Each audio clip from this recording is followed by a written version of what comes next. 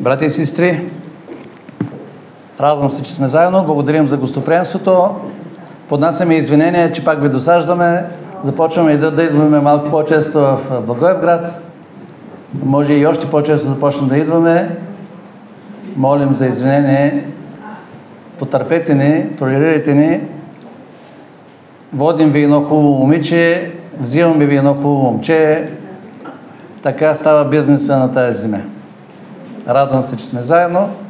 Хубаво топло време. Аз обичам горещо време. Такова сме поръчали в Благоевград за тези месеци.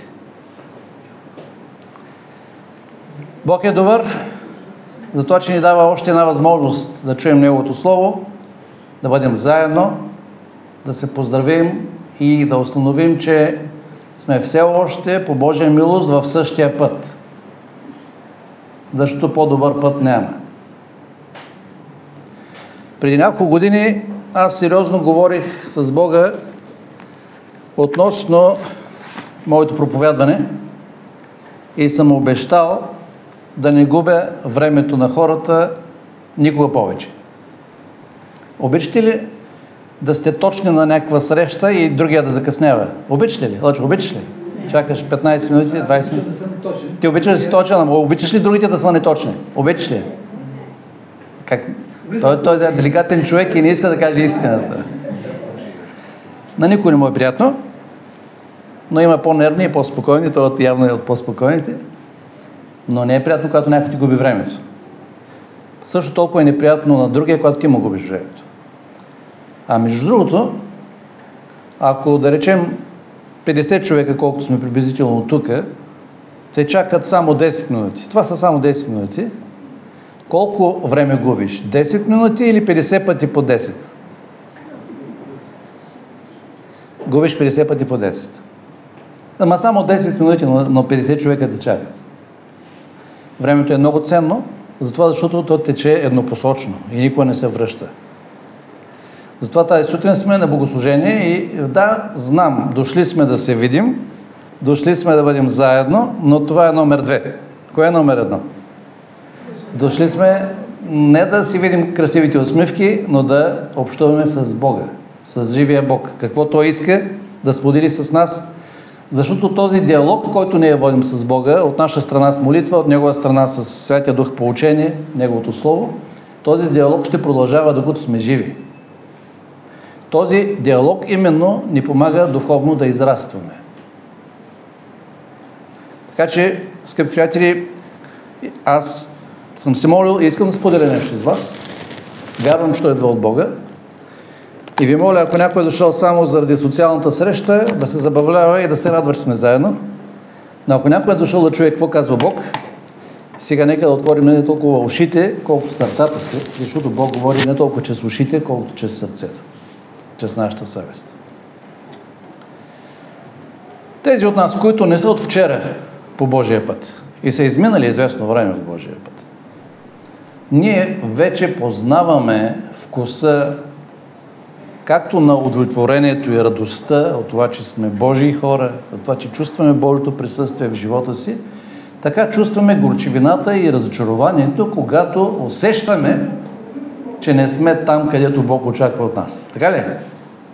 Не сме точно това, което Бог очаква от нас.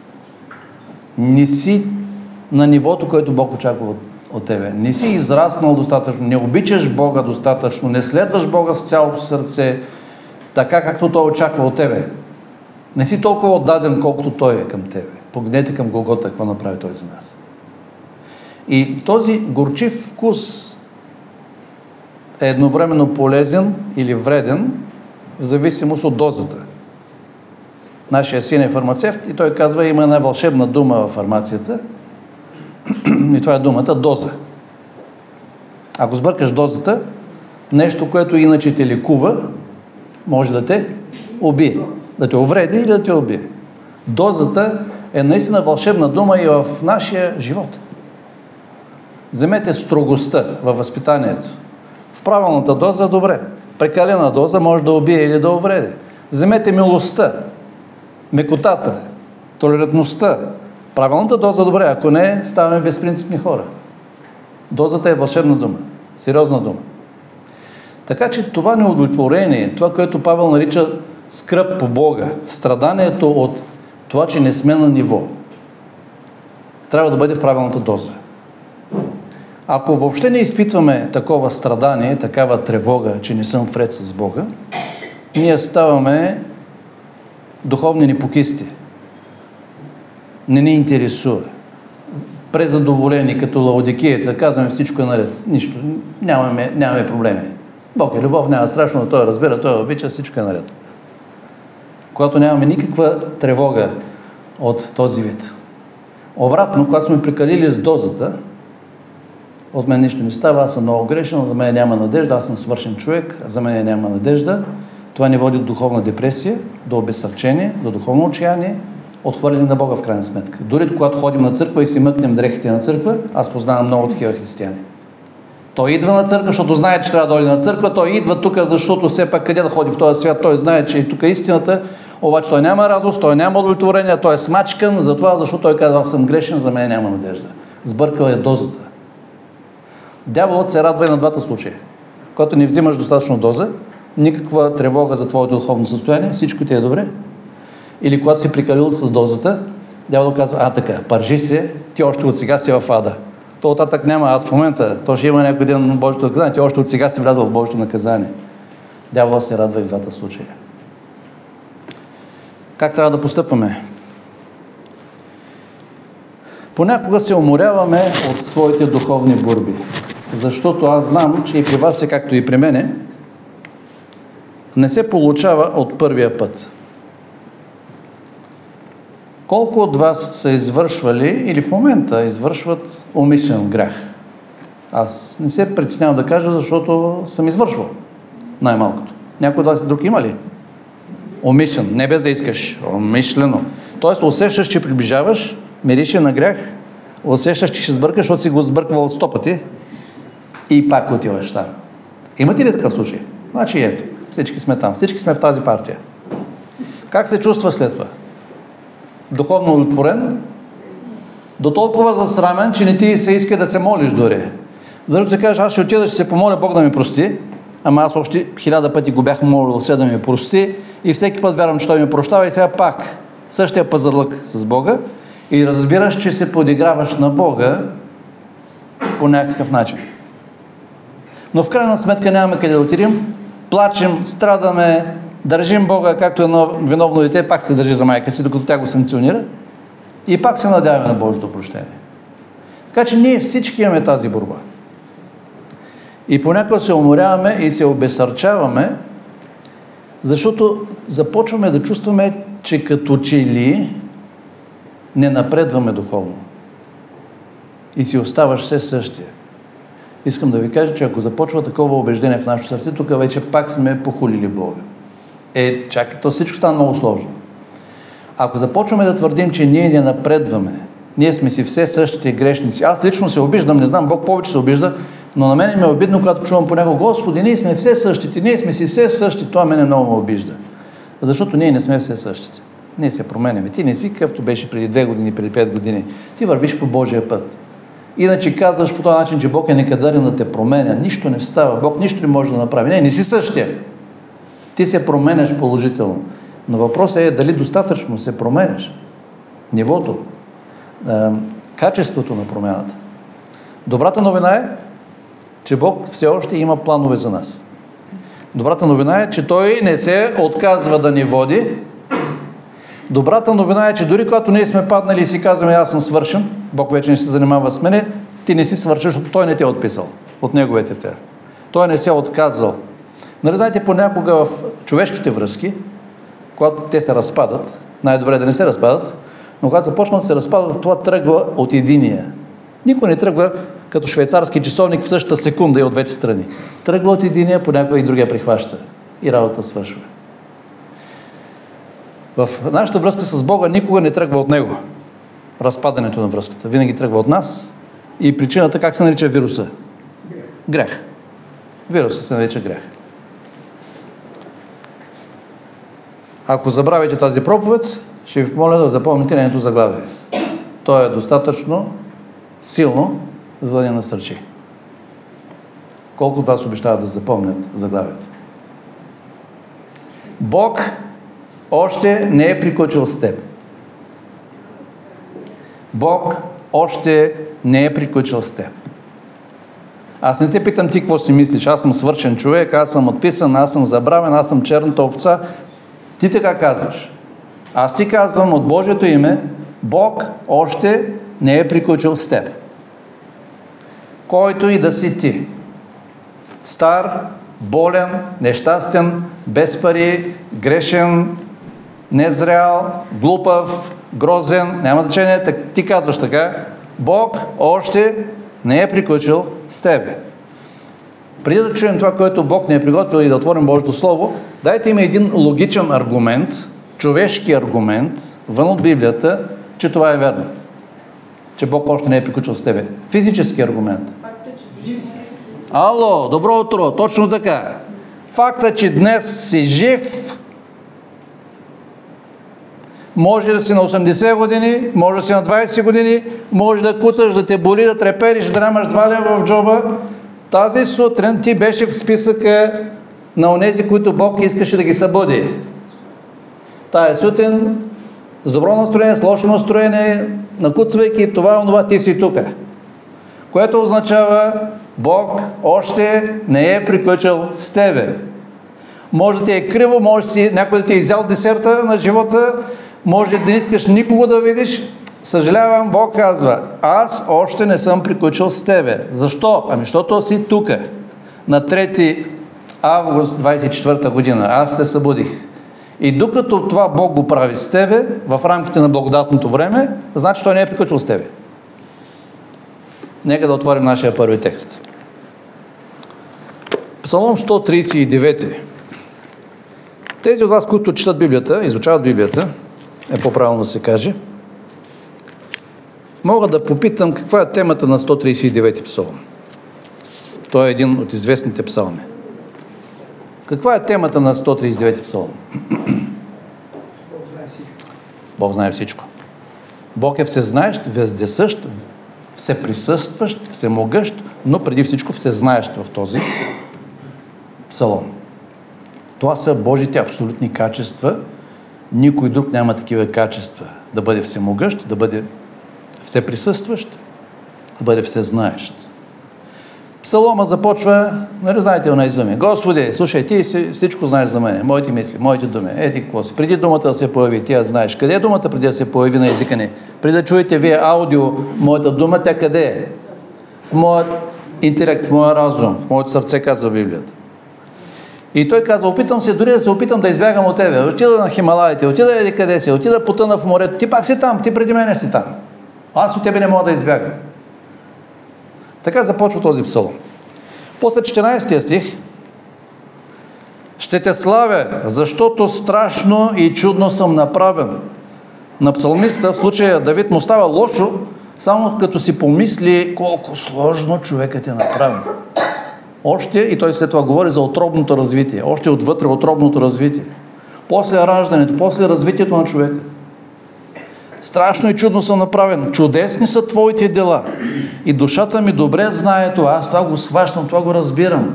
Разбирам, че нищо не разбирам, но всъщност едно нещо разбирам. Уникално е. Той казва, аз много неща не мога да разбера. Не съм в час. Обаче това, което виждам, ме смая. И текста продължава. Хубави от по-хубави думи, но 16 стих. Твоите очи видяха неоформеното ми тяло. В други преводи какво казва? Неоформеното ми вещество. Точно така. Преди още, защото знаете, това са тези етични въпроси относно аборта, евтаназията и тези неща за прекъсване на човешкия живот. И за да се създадат повече удобства на хората, които искат да направят аборти, има различни дефиниции кога един зародиш се превръща в човек. Според някои най-либерални казват, когато се роди, тогава е човек. Първите 9 месеца не е още човек, така че може да направиш аборт по всяко време. За удобство това казват. Някои други казват, еди колко си месеца, но най-консервативното мислене, и според мен най-правилно в този случай, не винаги най-консервативно означава най-правилно, но според логиката, кога започва живота на един бъдещ индивид? Оплождането. Когато двете клетки се запознават Сперматозоида и яйцеклетката започват заедно. Това е бъдещия човек. Така че аз съм напълно против аборта, освен когато има заплаха за живота или здравето на майката. Но, затварям тая скоба. 16 стих. Твоите очи видяха неоформеното ми тяло, неоформеното ми вещество, ама ще става човек, нали? И в твоята книга, това е текста, който сега ни интересува, в твоята книга бяха записани всичките ми определени дни, докато още не съществуваше нито един от тях. Мене още никой не ме познава. Аз още не съм дошъл тук да поздравя този свят. Не сме му поставили още име на това бъдещо бебе, защото още има месеци, докато се роди. Неоформеното ми вещество, казва, неоформеното ми тяло. Но в твоята книга бяха записани всичките ми дни, определени дни, докато още нямах нито един от тях. Някой чули го това? Бог е написал книга за тебе. Да, книгата на живота, да, книгата на индивидуалното описание, казваме, ето може би е това. Но Бог има една книга, озаглавена Лъчезар Гошев. И сега всички имена, които аз не помня на всеки. Но една книга, в която има колко страници, Лъчо не знае, аз не знам, никой от нас не е пророк, кой знае? Бог знае.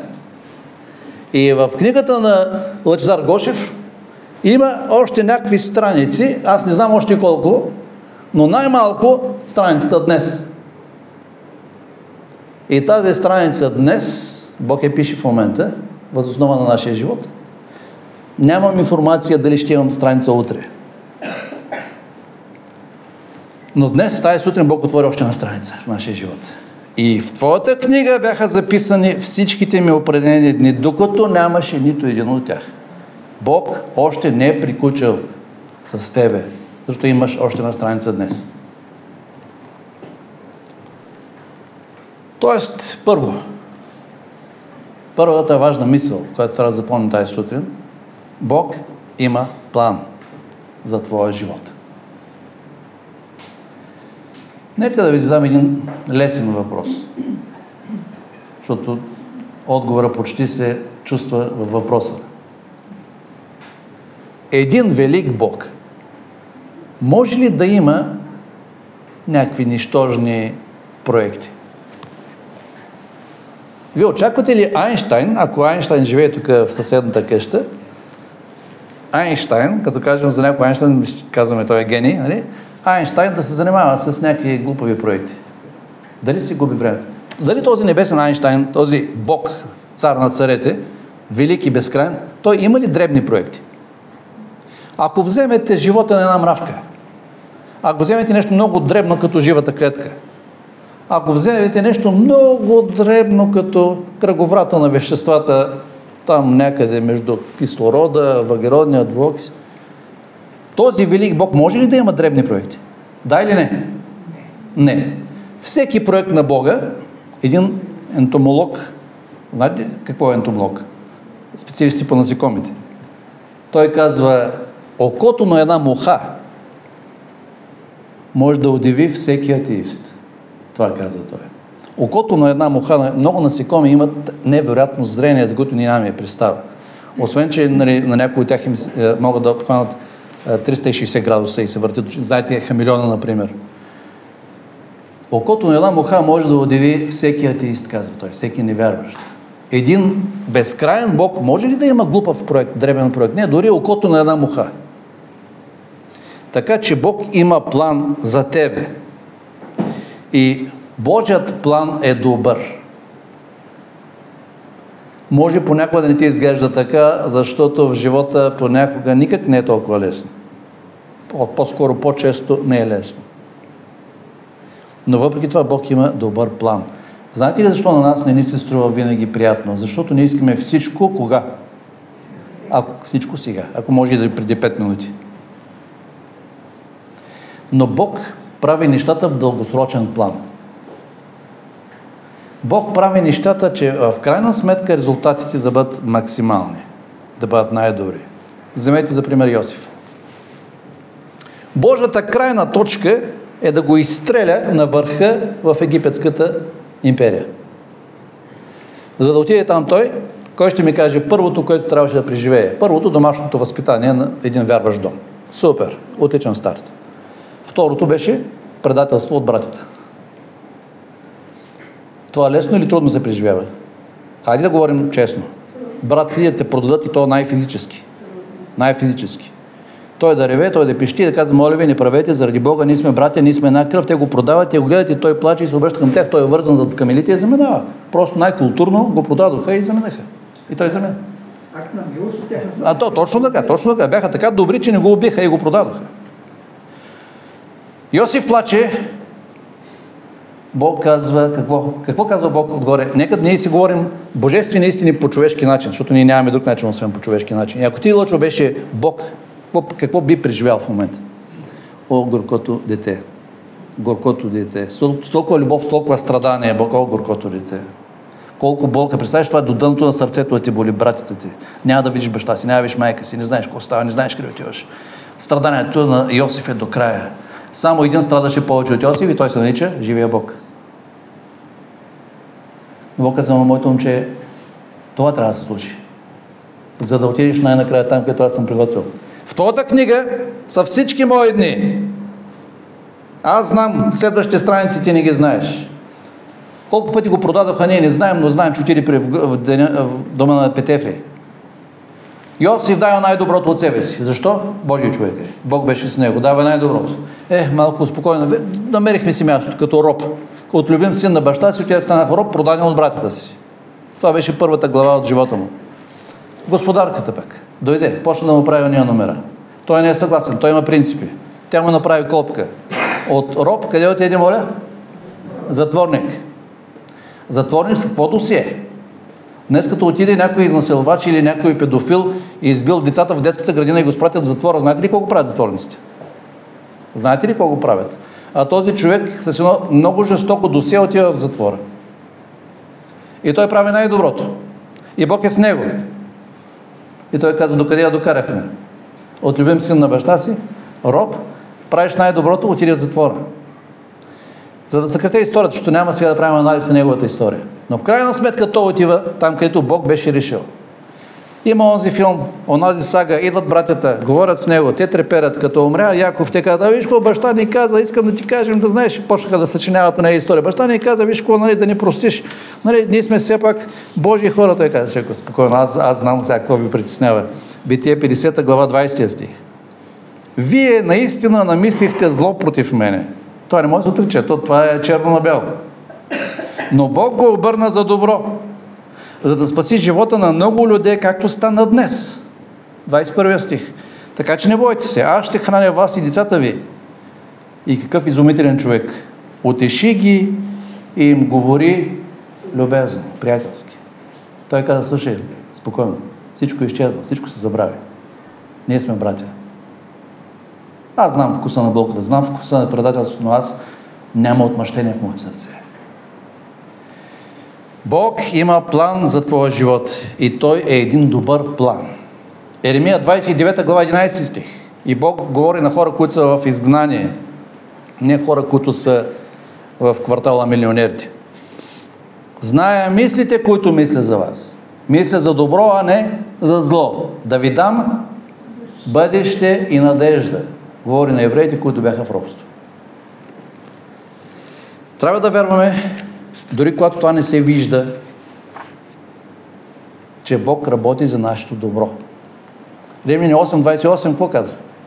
Всичко, колко съдейства за добро? Всичко съдейства за добро на всички хора. Нали така казва? Всичко съдейства за добро на всички хора. На едни специални хора. Проверявам кой е буден. Всичко значи всичко, включително най-неприятните неща. Всичко съдейства за добро само на един тип, на една порода хора. Тези, които обичат Бога, което означава, доверяват му се, приемат всяко негово решение. На тях, както и да ги върти живота, където и да те завихри живота, всичко ще ти съдейства за добро. Включително болката, разочарованието, предателството, защото те няма да те смажат, те ще направят по-силен, по-мъдър, по-съчувствителен.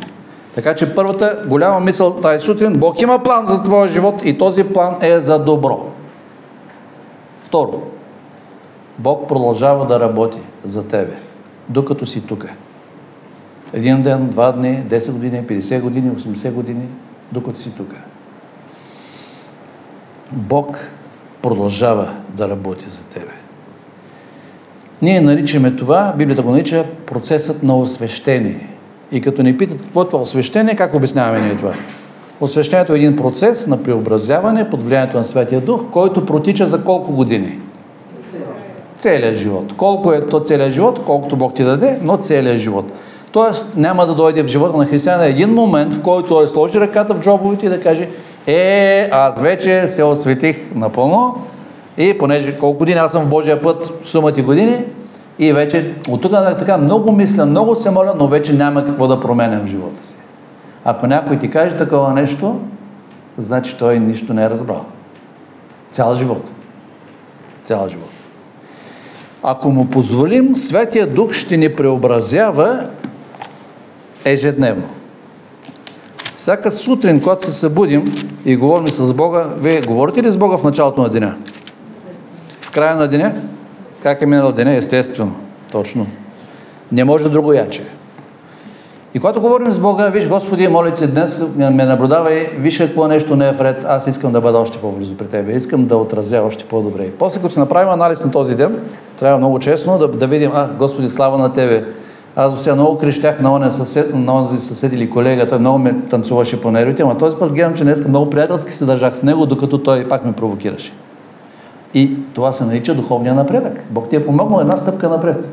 Или обратно, Господи, пак не издържах, пак му казах същите неща. Пак казах на жена си уния думи. 2 Коринтияни 3 глава 18 стих. Ние всички, които с непокрити лица, другия превод казва с открити лица, едно и също, отразяваме или съзерцаваме, казва друг превод, Господната слава, като в огледало, преобразявайки се в Неговия образ от слава в слава, както от Духа Господен. 2 Коринтияни 3 глава 18 стих. 2 Коринтияни 3 глава 18 стих. Гледайки на Него, ние всеки ден се преобразяваме. Всеки ден ставаме по-различни, по подобие на Неговия образ, се казва тук. Чрез гледане ние се променяме. Така че Бог има план за тебе, той е добър план. Второ, Бог ще продължава да работи. Всеки ден процеса на освещение, ако ние му позволяваме. Това означава, че Божия план за мене не е завършен. Това означава, че Божия план за мен не е статичен, а е динамичен. Движение. Божия план за тебе преди 10 години е бил едикъв си. Да бъдеш в онзи ъгъл, както беше при Йосиф. След 10 години или вчера, или след 5 години, ако Бог ти даде живот, Бог ще има, може би, по-различен план. Винаги генералната цел ще бъде същата. Но Той, може би, ще ти поставя в различни аспекти на живота, в различни ъгли и ще ти възлага различни роли в живота. Нали цял живот ние не играем една и същата роля? Ето, ние първо бяхме моми, ергени, после женихме, после имахме малки деца, после големи деца, после стават някои от нас баби, дядовци, женят, омъжват децата едно по едно, накрая трябва друга роля. И трябва всеки път да знаеш каква е своята следваща роля. Кой може да ми каже кое е моето следващо назначение? Дали Бог, как беше? Великият Бог има ли дребни проекти? Нека да не го забравяме това. И ако аз стана пенсионер на 70, 80, 90 години, дали е Божията воля някой ден да седна на пейката, да гледам в една точка и да не правя нищо повече? Или да гледам телевизия от сутрин до вечер и да не правя нищо друго? Дали това е Божията воля за един възрастен човек? Да или не? Мисли, че това е смисъл на живота, това е ролята, която Бог ми е отредил последните няколко години. Срамота е да си мислим, че може да живеем по този начин. Както знаете, аз обслужвам 2 църкви в Англия. В Лондон има, между другото, повече от 70 църкви. И аз обслужвам българската църква и една от английските църкви. Английската църква е предимно от хора, които са от Ямайка и от Карибите. Има 2-3 деца, 2-3 младежи, никакви хора на средна възраст и всички останали са от 70 до 100. Най-възрастният е 98. Нали Бог нищо не прави случайно в нашия живот? Искам да ви кажа, че макар че го знам на теория, аз последните 2 години, защото аз от 2 години съм и с тях, искам да ви кажа, че тези хора Бог специално ги изпрати в моя живот. Защото аз съм свикнал в нашата българска култура да виждам възрастни хора. Тази сутрин може ли честно да си говорим или да го замазваме положението? Какво ще кажеш? Честно ли ще замазваме положението? Аз съм свикнал да виждам възрастни хора. Почвайте, помагайте ми. Възрастни хора, които работят непрекъснато и са доволни или недоволни? Недоволни, мърморещи, болни, разбира се, ниски пенсии, против това, че младите са глупави, против правителството, което не дава достатъчно пенсия, против общината, която не почиства улиците, против горчиви до край. Аз съм свикнал да виждам такива възрастни хора с малки изключения на благодарни и щастливи възрастни. Но съм свикнал да виждам такива възрастни хора. Тази църква. И нито един от тях не е богат, да си помисли някакви милионери, обикновени, чернокожи, хора от Ямайка и от Карибите. Щастливи, доволни и благодарни. Повечето от тях много болни, защото са на тази възраст. Някои от тях инвалиди. С жестока болка едва се влачи и идва на църква. И като го питаш как си, и той казва: добре съм, отлично ме е, Бог е в моя живот, аз съм щастлив човек. Аз знаеш, че е болен, едва мърда и го боли и така нататък. И аз виждам как живеят, защото аз ги посещавам и не са богати. Но тези хора са се научили да ценят това, което имат, да се радват на това, което имат и да славят Бога. Тези хора, аз лично вярвам, че Бог специално ги изпрати в моя живот, защото и аз наближавам тази възраст. Не се считам за стар, но отдавна не съм млад. И аз реших пред Бога да бъда такъв стар човек, ако Бог ми позволи да стигна старостта. Искам да бъда стар човек, възрастен човек, който дори да те боли, дори да куцеш, дори да нямаш пари, да няма роптане, да няма недоволство, и ако си отвориш устата, да отвориш устата за благословение, да кажат: какъв готин старец, каква сладурка бабка, за да можеш да насърчиш човека и той да отиде напред по-силен. Защото идват млади, щастливи, силни, талантливи хора след нас, които трябва да видят какво означава ти да си Божий човек на зряла възраст. Не мърморещи християни. Първо, Бог има план за тебе, той е добър план. Второ, Бог продължава да работи за тебе. Колко? Докато си тука, включително днес. Защото Филипяни 1 глава 6 стих ни казва, че онзи, който започна доброто дело, той го започна. Това добро, което е в нашето сърце, кой го направи? Той го направи, той го започна, но искам да ви кажа какви са нашите шансове. Като съм уверен, Филипяни 1 глава 6 стих, като съм уверен именно в това, Павел е уверен. Той не казва: има, няма, я доживеем, я не доживеем. Той е уверен. Онзи, който започна доброто дело в нас, във вас, каза, той ще го усъвършенства до деня на Исуса Христа. Някой от вас ще вдигне ръка и ще каже: слава на Бога, Бог започна в живота ми едно добро дело. Колко от вас с това? Бог започна ли едно добро дело в вас? 2,5? Браво, слава на Бога. 2,5 в тази църква, Бог е започнал добро дело. Той обещава да го завърши, ако ние му позволим да продължи да работи в нас. Първо, Бог има добър план. Бог има план за всеки и той е добър план. Второ, Бог ще продължава да работи всеки ден до последната страница от книгата на твоите дни. Трето, не се отказвай. Бог не се отказва, ти защо се отказваш?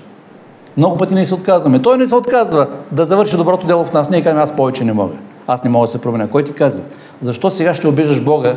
Защо провокираш Бога, че не можеш да се промениш? Кой каза, че не можеш да се промениш? Ти в момента обиждаш точно Него. Защото той казва: аз мога да те променя. Аз няма да се откажа да работя с тебе. Не се отказвай. Издържливост и търпение са изключително важни качества. Тук е нужно търпението на светите. Знаете, този е текст в Откровение. Яков 1 глава обаче, нека прочетем. Яков 1 глава, 2 до 4 стих. Яков 1 глава, 2 до 4 стих. Считайте го за голяма радост, този превод казва за пълна радост, братя мои, когато падате в разни изпитания. Сега. Това адекватно ли е? изпадаш в изпитания и трудности и ти го считаш за пълна радост. Не, той го обяснява защо. Никой не е толкова ненормален да се радва, когато го боли, когато не му върви. Считайте го за голяма радост, когато паднете в разни изпитания, като знаете, защото че изпитването на вашата вяра произвежда твърдост. Популярната мисъл какво казва? Това, което не ни убива, не прави? Това, което не ни убива, не прави? По-силни. По-силни. А твърдостта, нека извърши делото си съвършенно, твърдостта ще продължава да работи в тебе, за да бъдете съвършенни и цели без никакъв недостатък. Издържливостта, твърдостта ще бъдат двигател в моя живот и те ще ми помогнат да се развивам, да заяквам духовно. Не бива да се отказваме, когато срещаме трудности, а да ги приемаме като възможности за растеж. Едно препятствие, възможност за тренировка да прескочиш препятствието, да преодолееш препятствието. Вярата и упованието в Бога трябва да се практикуват ежедневно. Много често някои хора ми пишат или ми се обаждат и ми казват: брат Еди, много се страхувам това последното време, гоненията, като дойдат това, дали ще издържим. Дали ще издържим. И аз казвам: виж, аз не съм пророк да ти кажа ти дали ще издържиш или няма да издържиш, но мога да ти кажа как да разбереш от сега сам за себе си дали ще издържиш или няма да издържиш. Да получиш от сега някаква информация. Мога да ти дам методика, но иначе не съм врачка да ти кажа дали ще издържиш. Как реагираш в малките провокации и в малките изпитания на живота вторник след обяд, в обикновеното време? Когато някой те провокира, някой те дразни, когато имаш някакво изкушение, можеш да направиш нещо, да прибереш малко пари, които не заслужаваш. Когато можеш да манипулираш някого, за да направи това, което ти искаш. В тези ситуации, когато можеш да се възползваш, правиш ли го? И издържаш ли, когато ти кажеш, ще загубиш работа, ако не отидеш да работиш в събота. Не можеш, ще загубиш работа. Други ти чакат на опашка. И ти сега заради парички, заради това как ще намерим после работа, това е изпитание за някои хора, казваме: не мога, трябва да направи компромис. Добре, правиш компромис. Тогава не ме питай последното време, какво ще стане. Защото ти сега не можеш да изкараш 1 месец без работа, 2 месеца без работа, ще търсиш, ще направиш, ще спестиш, ще стиснеш колана малко, но да оставаш верен, но сега не можеш. Как ще можеш тогава? Така че вярата, упованието в Бога практикуваме днес, сега, ежедневно. Не се отказвай. Доверието в Бога, доверието в Неговите обещания проличава най-добре в лесните моменти или в трудните моменти. Кой ще ми каже? Доверието в Бога. В лесните моменти или в трудните моменти? Трудните моменти. Както нашия морал, нашата етика в физическия живот проличава най-добре не в лесните моменти, а в трудните моменти. Като дойде пожара, като дойде наводнението, като дойде она с картечницата, нали, става тези неща по света, почва да стреля. Първо аз бягам да оцелея или отивам да запазя другите.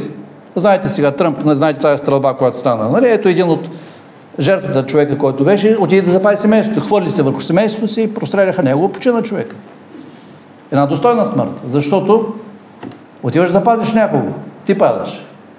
В тези моменти показваш какво има отвътре. Кога показваме какво има отвътре? В лесните или в трудните моменти? Най-вече в трудните моменти. Бог има план за тебе, той е добър план. Второ, Бог продължава да работи всеки ден до последната страница. Трето, не се отказвай. Четвърто и последно. Бог има последната дума. Божия суверенитет, Божията абсолютна власт му дава възможността той да има последната дума. Приятели, колкото да ви е горчило, колкото да ви е смачкано, колкото да ви е кисело, искам да ви кажа, не врагът има последната дума. Не нашият неприятел има последната дума. Бог има последната дума. Матей 28 глава, 20 стих, края, Бог каза последната си дума.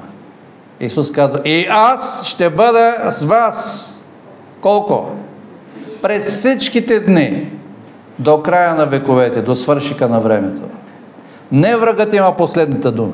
Той прави каквото може сега. Бог има последната дума и Бог казва: аз от тебе няма да се откажа. И аз ще бъда с тебе до края. Да се доверяваме на Бога точно когато не разбираме Неговите решения. Това е вярата, която Той цени най-много. Да се доверяваме на Бога, когато не е ясно какво става. Спомнете си Йов. Тези удари на живота, като започнаха. И той какво вика към Господа? Господи, ама какво става тук? Какво става тук? Аз къде сбърках? Аз какво направих? Аз не храних ли гладния? Не помагах ли на бедните? Аз не ходих ли в твоите пътища? Какво става тук? Какво става? Нищо не става. Бог нищо не му казва. И ударите идват един след друг. За да може Йов по едно време да каже, слушай, едно нещо остана. Да ме убиеш. И ако ти ме отбиеш, аз от тебе пак няма да се откажа. И Бог казва, ето, аз затова позволих на врага да влезе в неговия живот. Аз знаех, че този човек е стомана. Аз знаех той къде е пуснал корени. Когато в нашия живот врагът не докосне, болката дойде в живота ни, нали знаете, че Бог не е изпуснал положението? Бог е позволил да начертал точно параметрите, до които дявола може да дойде, да те приближи. Защото ако прочетете, ще видите, Бог всеки път му казваше какво може и какво не може. И ако някъде в живота ти дойде болката, Бог е разрешил. Знаете ли, що е разрешил? Той знае, че ти можеш да го понесеш.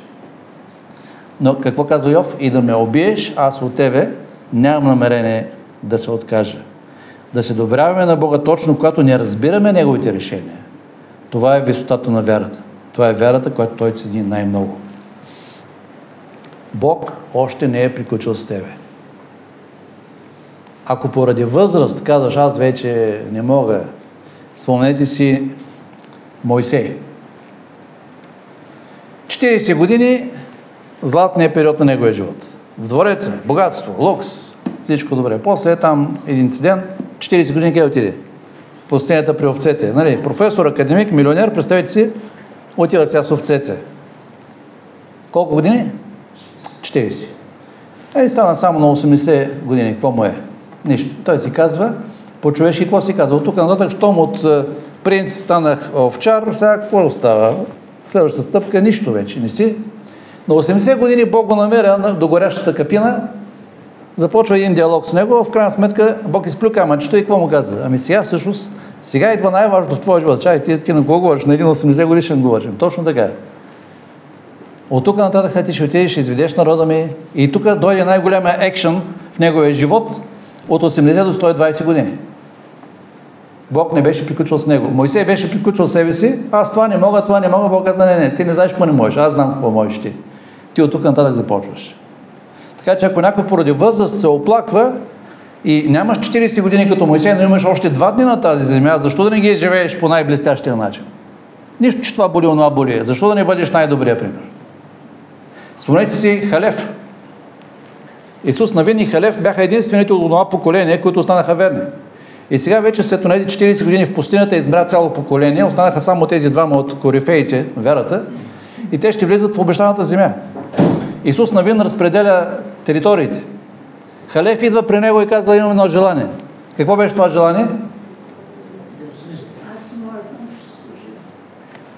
Това беше Исус Навин, казва, аз и моя дом ще служим на Господа, но Халев казва, виж какво, там има един еднакови синове, крепостта Хеврон. Там не е най-трудните места. Може ли тия огромните да ги дадеш на мен, аз да ги ликвидирам? Защото аз искам да покажа на младите как се воюва. Той казва, аз съм на 85 години сега. Обаче на тези 85 години така ме сърбят ръцете за тия врагове, така искам да отида и да ги ликвидирам, просто защото Бог ни обеща тази земя. Тези врагове живеят на нашата територия. Аз отивам да ги взема, може ли? Той ни каза, дай ми един джип и един хубав бинокъл да стоя там на планината и да гледам отдалеч как се бият младите момчета. Той каза, аз искам да отида пръв, да ги удуша у нея първо и виждаш как други ще се насърчат да дойдат и те. На 85 години, но кръвта му ври и кипи за Господа. Имаме ли такива хора? Самарянката при Яковия хладенец. Тя пък не беше възрастна, но беше от онези жени. Нали знаете как се изкарваше тя при храната? Целият град я познаваше. Тя беше свършена по друг критерий. Тя знаеше, че никой не я цени, че тя няма равна стойност с другите. Проститутка. Но Христос говори с нея и тя изведнъж започва да разбира, че нейният живот има смисъл. Тя изведнъж започва да разбира, че нейният живот е нещо много красиво, нещо много дълбоко. Схвана и се превърна в мисионер. Спомнете си Захей, бирника. Най-прокълнатите хора. Защото евреите, които ставаха бирници, те с много рушвети взимаха тези длъжности и скубяха своите собствени сънародници. Евреите ги мразиха повече от езичниците. И сега Захей, качи се едно дърво, Христос го вижда, отива в неговия дом. На богатия младеж Христос му каза да си даде имота, ама той не го даде и не можа да тръгне след Христос. На Захей никой не му иска имота и той доброволно го дава. Христос се изправи и какво каза на онази вечеря? Днес стана спасение в този дом. И изведнъж Захей, бирника, който се считаше за утайка на обществото, разбра, че Бог не е приключил с него. Самарянката Мария Магдалена, Бог не е приключил с тебе. Затова аз исках да ви дам тази насърчителна вест. Независимо какво врагът ти шепне, ти не ставаш. Поради този критерий, поради онзи критерий, Бог не е приключил с тебе. Факта, че днес си тук, означава, че имаш още една страница за записване. Освободи се от негативния товар, който времето е натрупало в тебе. Не използвай обстоятелства от живота си като оправдание за поддържане на горчиви чувства и негативен подход към живота. Ама аз имах лошо детство, ама родителите ми не се грижиха за мене, неуспехи, тежък развод, самота, неразбран си, неоценен си, самосъжаление, ако бях роден в друго семейство, ако бях роден при други обстоятелства, не използвай това, за да поддържаш негативните чувства. Най-успешната стратегия на врага е да ни държи разфокусиране чрез неща от второстепенно значение. Съгласни ли сте? Занимава ни с безкрайно много второстепенни неща, за да изпуснем фокуса. А ние си имаме позиция, в която трябва да застанем. И ако Бог е затворил една врата, със сигурност Той ни е отворил друга по-широко. Нещо друго е приготвил за нас. По времето на Хитлер, нацистската партия, национал-социалистите са искали, разбира се, да спечелят влияние. По това време един немски пастор, Мюллер, е в затвора заради изказване публично несъгласие с това, което Хитлер прави. И Хитлер използвал различни методи, нали, да му правят реклама, известни личности, както всеки политик прави. И той искал да спечели Мюллер за своята кауза и изпраща при него един бивш негов приятел, бивш приятел на пастора, който сега е бил за нацистите, си продал душата, Мартин еди кой си. И той го изпраща при... Тоест, всъщност, Мартин Ниемюлер е пастора. И той изпраща до неговия приятел в затвора да го посети и да го вербува по някакъв начин, за да може, ако Ниемюлер напише една хубава статия за Хитлер и така нататък, ще го освободи от затвора и всичко ще стане добре. И когато приятелът на пастора отива в затвора и го намира в килията, и му казва: Мартин, защо си тук в затвора? И пастор Ниемюлер му казва: Приятелю, защо не си тук? Има времена в живота ни, когато не можем да бъдем къде да е.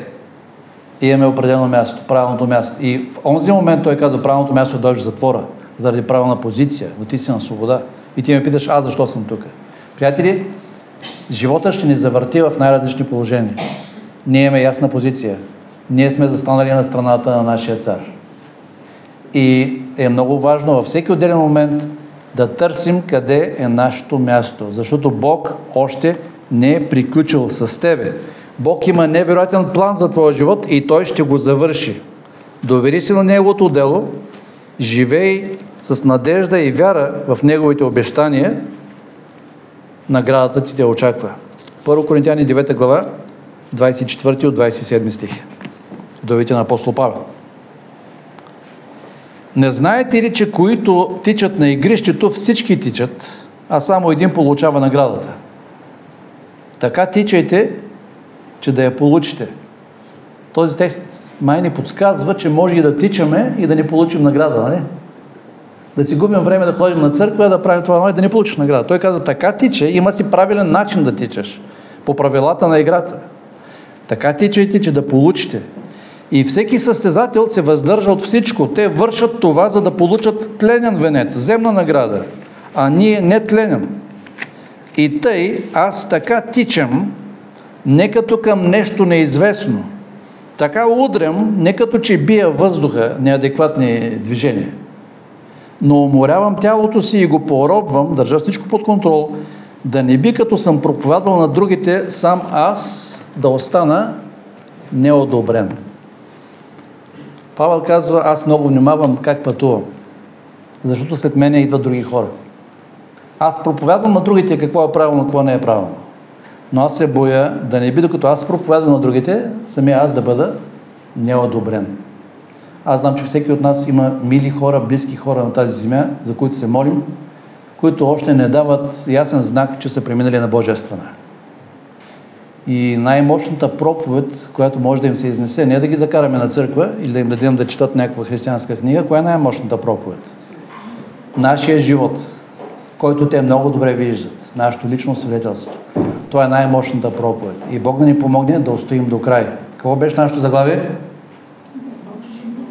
Бог още не е приключил с тебе. Бог да ни благослови.